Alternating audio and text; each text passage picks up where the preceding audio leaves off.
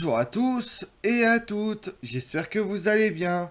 Aujourd'hui, on s'intéresse à la question de savoir si Alexandre le Grand est le premier des grands capitaines. Alexandre le Grand est considéré comme le plus grand stratège de toute l'histoire, inspirant Napoléon et les généraux de la Première Guerre mondiale. La bataille de Gaucamelles apparaît comme l'apogée de sa stratégie. Mais en quoi consiste-t-elle? Quelles sont les tactiques privilégiées? Partons ensemble découvrir le génie militaire d'Alexandre le Grand. Si nombre d'écrivains militaires répondent positivement à la question de savoir si Alexandre le Grand est le plus grand conquérant de tous les temps, conseillant d'ailleurs l'étude et la médiation du prince macédonien, la réponse est plutôt positive. Nombreux sont aussi ceux qui considèrent Alexandre le Grand ne doit ses victoires qu'à sa fougue et à son outil militaire. Celui-ci, façonné par des cités grecques depuis des décennies, puis transformé par son père Philippe II de Macédoine, apportera au jeune général un levier pour exploiter ses talents militaires. Pourtant, ses modes d'action, comme sa faculté à intégrer les techniques des peuples vaincus, en Perse, sa garde personnelle sera constituée de guerriers iraniens, serviront de modèle à d'autres penseurs et praticiens de la guerre, tout au long de l'histoire, car ils apportent aux lecteurs avertis ou non les clés de compréhension des fondements de la manœuvre militaire sur le champ de bataille. Dès lors, en y regardant de plus près, il apparaît qu'Alexandre le Grand avait un sens inné de la bataille et du combat. Ce génie militaire semble reposer à la fois sur la richesse de son éducation militaire, mais aussi sur le formidable potentiel des unités macédoniennes de l'époque, et enfin sur sa capacité à s'adapter au terrain et aux situations, à l'environnement et à l'effet désiré. Il contribue ainsi à l'émergence des grands principes tactiques toujours d'actualité de nos jours. Quand Philippe II de Macédoine meurt assassiné en 336 avant Jésus-Christ, Alexandre le Grand, âgé alors de 20 ans, se bat à ses côtés depuis près de 4 ans. Il l'accompagne dans plusieurs batailles victorieuses face aux Grecs. À Chéronée, en 338 avant Jésus-Christ, il y commande notamment la cavalerie macédonienne, où les phalanges de Philippe II surprennent les Thébains, y compris leurs bataillons sacrés, troupes d'élite longtemps invaincus. Les phalanges, ces formations compactes de lanciers lourdement armés, conçus pour détruire l'infanterie adverse, sont alors le standard guerrier grec. Dans l'Iliade d'Homère, leur puissance et leur effet de choc sont parfaitement décrits. Le bouclier s'appuyait sur le bouclier, le casque sur le casque, l'homme sur l'homme. Les casques à crinière se touchaient par leurs cimières brillants dès qu'un guerrier se penchait, tant il était serré. Alexandre le Grand aura alors la chance d'observer les armées de son père manœuvrer, notamment en conduisant des enveloppements par les ailes bien différents des confrontations linéaires en face à face pratiquées à l'époque. Pourtant, les phalanges macédoniennes, bien que construites selon les canons propres à la tradition hellénistique, sont novatrices, car pour la première fois, elles combinent différentes armes, infanterie, cavalerie, en une seule entité tactique. En outre, elles sont bâties avec un échelonnement en profondeur, donnant la force à la masse, ce qui est à l'époque inédit. En effet, la file de 16 hommes demeure bien la cellule de combat de base, 4 files constituant la tétrarchie, 4 tétrarchies formant la syntagme, bataillon carré de 16 sur 16. Le terrain, la première ligne de la phalange, comprend 16 stigmanes, soit 256 hommes de front hoplites armés d'une épée et d'une sarisse, une pique de 6 à 7 mètres. Derrière cette muraille de fer, on voit alors apparaître une seconde ligne de peltastes, des fantassins légers plus mobiles, capables de manœuvrer à l'abri de leurs camarades. En avant du dispositif, les psyllites, des frondeurs ou des archers, qui harcèlent l'ennemi par des phases d'approche avant de se replier. Enfin, sur les ailes se trouvent des cavaliers lourds, cuirassés, les cataphractes, équipés d'une épée, d'une lance et parfois de javelots. En complément, une cavalerie légère et des archers à cheval, ainsi que les escadrons des terres de garde nobles, parachèvent la palette des outils militaires à la disposition du chef, et ce, sans compter les nombreux équipements de siège, catapultes, tours roulantes ou autres béliers déjà très développés dans l'Antiquité. Alexandre le Grand a également reçu un enseignement de qualité, puisque c'est Aristote qui lui a fait découvrir les grands classiques de la philosophie, mais aussi ceux de la stratégie. Dans sa jeunesse, il lit donc avec attention Xénophon, qui prône dans ses écrits la synopédie et l'anabase, la bravoure du chef au combat. Si vos soldats vous voient sans courage, ils seront tous lâches. S'ils vous voient tous prêts à marcher, ils vous suivront en s'efforçant de vous imiter. Mais aussi la recherche de la surprise, surprendre l'ennemi en l'entretenant dans une fausse sécurité, de ne pas s'en tenir aux ruses classiques. Les exemples historiques empruntés par cet auteur soulignent souvent la nécessité pour vaincre de rechercher l'enveloppement par les ailes et le déploiement d'un dispositif en échelon refusé, persécuteur du célèbre front oblique. Celui-ci, loin d'être une pure invention macédonienne, lui a en effet probablement été soufflé par le génie tactique du Thébain Épamimondas, qui était parvenu par ce procédé à vaincre Sparte à la bataille de Leuctre en 371 avant Jésus-Christ. Au travers de ses campagnes face à l'armée perse menée par Darius III, Alexandre le Grand expérimente et améliore cet héritage tactique comme cette culture militaire, avec sa propre vision et une faculté d'adaptation très développée. Lors de la bataille du Granique en 334 avant Jésus-Christ, face à un adversaire aguerri et équivalent en effectif aux Macédoniens, il lance une attaque frontale avec ses cavaliers. Traversant la rivière en prenant un grand risque, il accède à la victoire grâce à son audace. Son exemple transcende ses hommes. Il y joue aussi sur la mobilité face à un adversaire qui avait établi un dispositif défensif fixe et difficile à manœuvrer au pied des collines escarpées.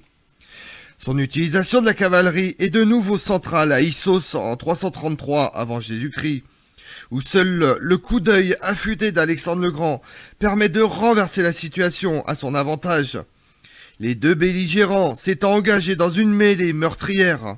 En effet, observant une brèche, il saisit l'opportunité de rabattre ses combattants montés sur le centre perse, poursuivant ensuite le mouvement dans son élan vers le camp de son adversaire, qui prend la fuite.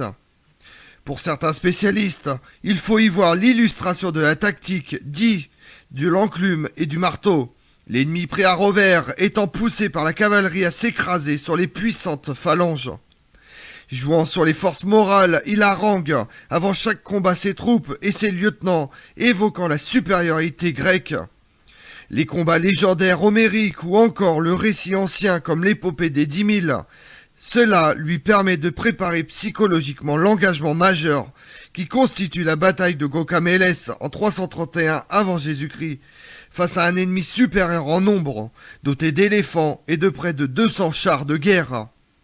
La structure des phalanges, mise en place par son père, ainsi que l'ordre oblique qu'il impose à son armée, déséquilibre l'articulation perse. Dans les faits, les Psyllites s'attaquent d'abord aux chevaux perses situés à l'avant des lignes macédoniennes pour briser leur élan, puis les espaces aménagés entre les stigmates canalisent les chars pour mieux les neutraliser. Face à l'échelon refusé que lui impose Alexandre, Darius III rompt la cohésion de ses forces et s'expose ainsi à une attaque de flanc fatale. Comme souvent, le roi macédonien cherche à identifier l'unité, l'autorité ou le lieu sur lequel repose la cohésion de son ennemi, frappant le point décisif pour remporter la décision. Après cette victoire, l'art de la guerre d'Alexandre le Grand est à maturité, et c'est un grand capitaine qui poursuit son expédition jusqu'aux portes de l'Asie, rompant par exemple avec la puissance des phalanges pour privilégier les colonnes mobiles, plus aptes à franchir les zones montagneuses, des contreforts indiens ou à combattre les peuplades locales aux tactiques qualifiées aujourd'hui d'irrégulières. De son action naît une pensée militaire nouvelle. Par exemple, il conçoit une nouvelle manière d'arborer la conquête d'une coupure humide défendue par l'ennemi. C'est le cas lorsqu'il arrive devant la rivière indienne Itpass, où il met en œuvre toutes les caractéristiques d'un franchissement moderne. Il déploie une ligne d'observation étendue, il réunit des forces en un point de manœuvre permettant diverses combinaisons.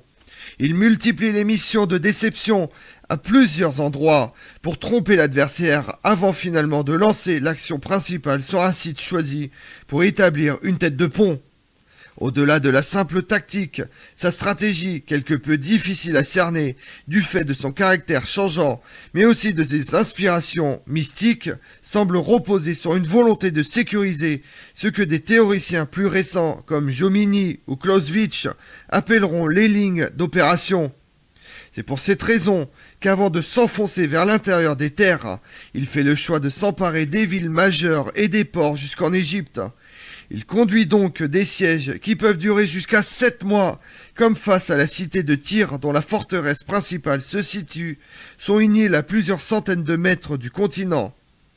Il y fait montre de belles qualités de police celtique, l'art d'assiéger les villes, en construisant des tourelles afin de protéger ses hommes des attaques des navires ennemis pour briser le siège. Les Macédoniens bâtissent en effet une digue de 800 mètres pour leur permettre d'atteindre les remparts de la ville assiégée.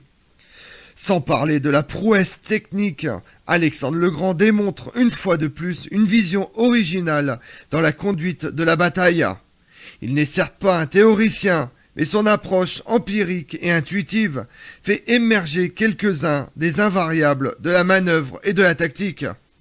À sa mort, ses successeurs oublient progressivement le modèle grec pour l'adapter aux spécificités orientales, notamment en créant des phalanges de plusieurs dizaines d'éléphants, afin de disposer d'une capacité de choc qui deviendra un des atouts des armées romaines et carthaginoises pendant les guerres puniques. Alexandre le Grand fut l'un des précurseurs de la tactique moderne en démontrant l'efficacité des procédés qui structurent la pensée militaire jusqu'à nos jours. En effet, il a inspiré la combinaison des fonctions opérationnelles, à savoir la recherche de la complémentarité entre la cavalerie, le fantassin et les armes de jet. Il cherche à garantir son ravitaillement par des lignes sécurisées, puis à adapter le dispositif de son armée à l'ennemi ou au terrain. Sur le champ de bataille, l'articulation et la puissance de la phalange, l'ordre oblique imposant un rythme à l'ennemi, contraint à se dévoiler. Les mouvements débordant sur les ailes, la recherche du centre de gravité adverse, mais aussi l'audace des modes d'action, sont autant de facteurs clés dans les principes de la guerre. Ces derniers seront bien plus tard définis par Foch, puis ses contemporains avec la liberté d'action, la concentration des efforts, la sûreté et l'économie des moyens. D'ailleurs, tout au long des siècles, de grands généraux sauront s'inspirer des campagnes d'Alexandre le Grand. Les Romains, notamment dans l'art du siège, reprendront les idées de terrassement pour approcher les murs d'une ville protégée, à l'instar de l'assaut lancé dans la forteresse de Massada en 72 après Jésus-Christ. De même, il suffit d'évoquer Frédéric II le Grand, roi de Prusse, longtemps modèle prussien en matière de tactique, qui écrase les Autrichiens à Leuthen en 1757, et ce en disposant ses unités selon un ordre oblique. De la même façon, des penseurs comme le comte de Guibert défendent l'emploi d'unités qui, comme les phalanges, étaient constituées de plusieurs armes et s'échelonnaient dans la profondeur, sous la forme de colonnes plus manœuvrables que la ligne de l'époque. D'ailleurs, Napoléon lui-même organisera ses nouveaux corps d'armée et son ordre de marche selon ce modèle tout en développant la cavalerie lourde, cuirassiers, dragons, pour le choc et la cavalerie légère, hussards, pour couvrir ses flancs ou exploiter une faille chez l'adversaire. De surcroît, les voltigeurs impériaux ne sont pas sans rappeler l'action des Pilsites macédoniens. Plus tard, la force morale tant sollicitée par Alexandre le Grand pour compenser l'infériorité numérique de son armée par une plus grande combativité sera reprise à la fin du XIXe siècle par Ardent du Pic, puis par les défenseurs de l'offensive à outrance au début de la Première Guerre mondiale.